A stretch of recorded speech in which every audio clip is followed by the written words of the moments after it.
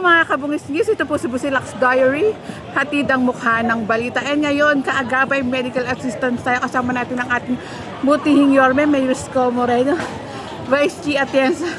Pagod ako dun. Hinabol ko si ate. At of course, yung mga Councilor ng Distrito 3. At ito po yung mga ganap. At salamat din sa ating mga kaagapay. Ano pong nararamdaman nyo na meron po dong programa si Mayor Isko Moreno ng kaagapay medical assistance? Masaya para sa mga anak ko. Saka maraming salamat sa kanya. Naiiyak ka, Nay. Bakit ka naiiyak po? First time. First time. Paano first time po? First time na may nagbigay po sa inyo ng tulong medikal. Mensahe niyo po sa ating Yorme, Nay. Salamat po kay Yorme. Matanong ko lang po, ilang taon na po ba kayo? 46. Po? 46.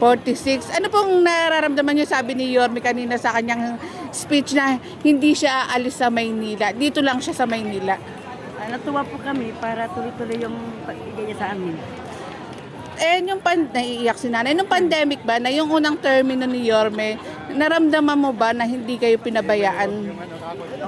Hanggang ngayon, no, nanay, talagang hindi nagbago si Yorme. Talagang mahal na mahal yung mga batang Maynila.